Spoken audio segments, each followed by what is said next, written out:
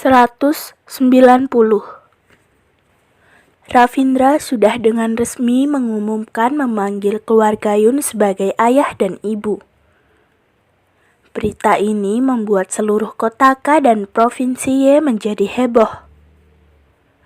Tapi anehnya, Direktur Kitadara yang jauh di kota N tidak berkata apapun terhadap hal ini. Dia tidak mendukung dan tidak melarang. Sifat Direktur Kitadara selalu membuat semua orang mendebak isi hatinya. Tetapi memang harus diakui, posisi keluarga Yun memang semakin menaik dengan diam-diam. Ravindra tinggal di rumah keluarga Yun menemani Isabel selama 2 malam. Lalu, setelah lukanya sudah membaik, dia membawa Isabel kembali ke kantor lagi. Rahel dari awal sudah dipindahkan Ravindra ke kota S dengan alasan balik ke kantor pusat. Di sana pasti ada orang yang melayaninya. Dengan tidak adanya Rahel di kota X, udara di sini menjadi sangat segar. Sebenarnya, Rahel tidak ingin pergi ke kota S. Tetapi karena dia sekarang adalah manajer pemasaran di kantor cabang Kitadara Finance Group Kota S, jadi dia tetap harus pergi ke kantor pusat untuk melapor. Kotaka tidak ada Rahel lagi. Isabel sekali lagi menangani urusan kantor. Karyawan semakin menyadari tetap lebih nyaman dengan Nyonya Direktur.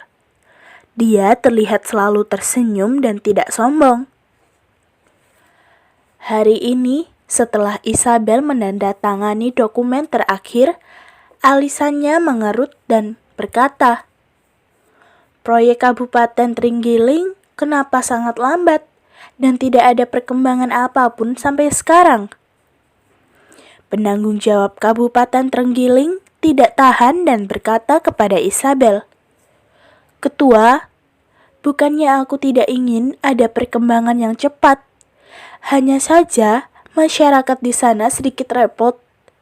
Mungkin Ada tidak tahu. Keluargamu sangat jelas tentang tanah ini. Suku terpencil di sana lumayan banyak. Dan banyak peraturan yang melindungi suku terpencil. Jadi agak sulit dilakukan." Isabel menganggukkan kepalanya seperti memikirkan sesuatu. Saat ini, Raisa di luar mengetok pintu. "Isabel, aku mau membahas sesuatu." Raisa dengan ekspresi yang sulit duduk di depan Isabel dan berkata, "Bosku sudah mau datang. Jika dia datang mencariku, kamu bilang saja aku bersamamu ya."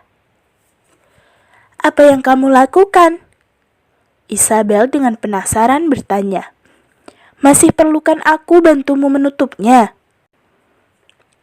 "Semalam, aku mengenal seorang pria yang tampan dari camp.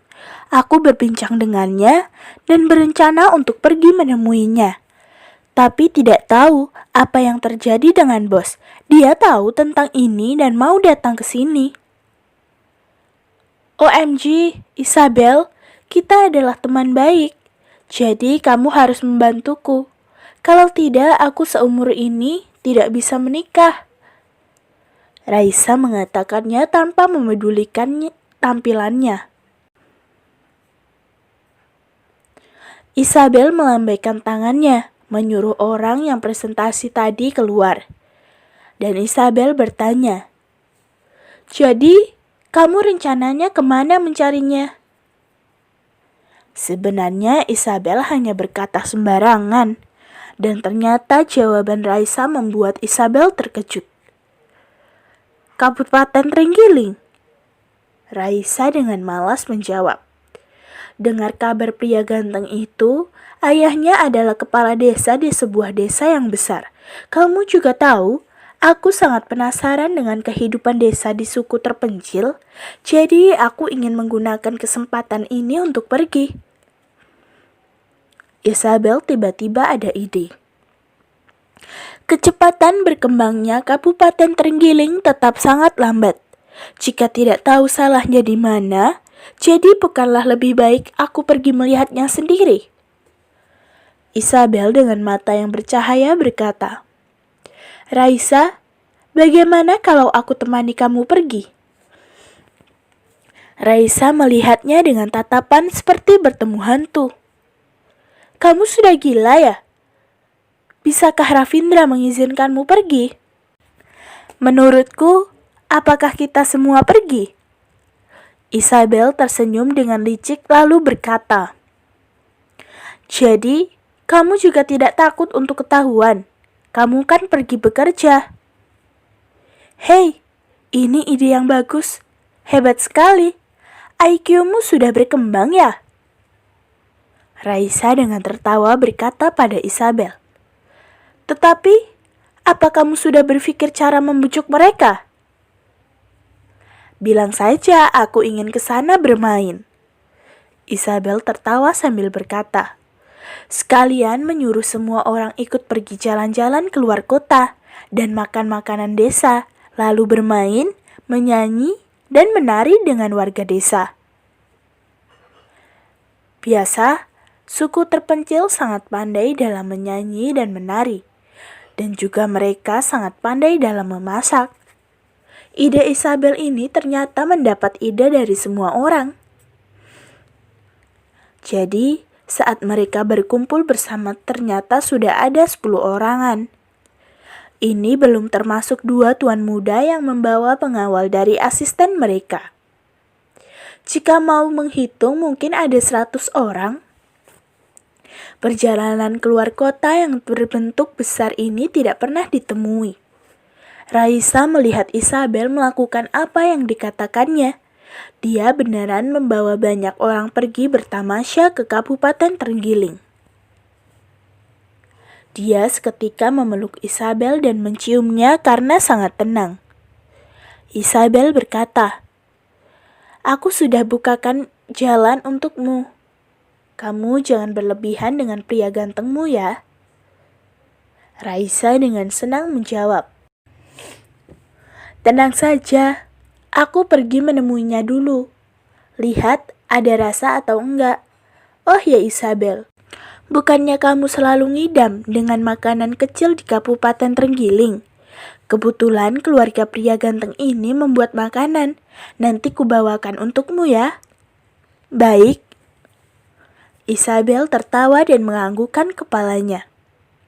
Ravindra dan Vincent adalah tuan muda dari keluarga mereka. Jadi cara bertamasya mereka juga sangat tinggi. Mereka berdua membawa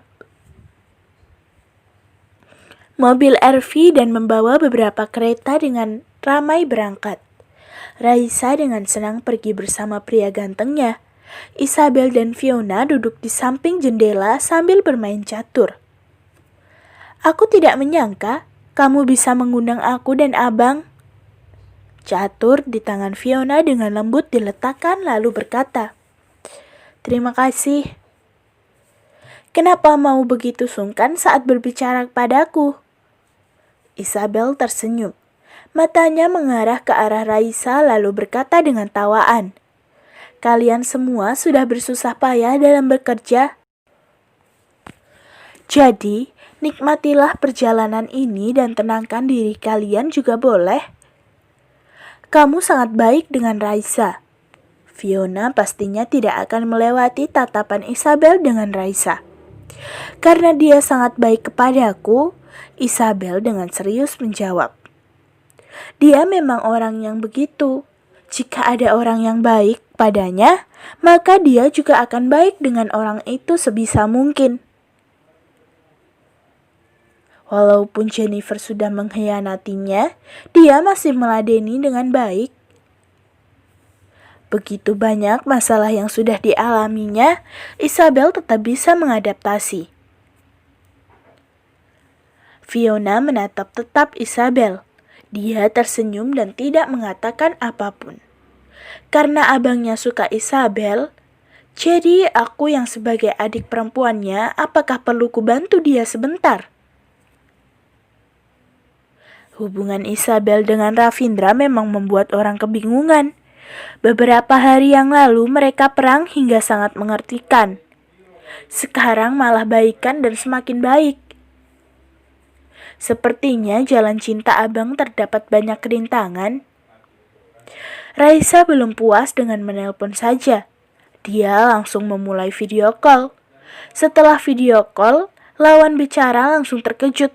Penampilan Raisa sangat menawan.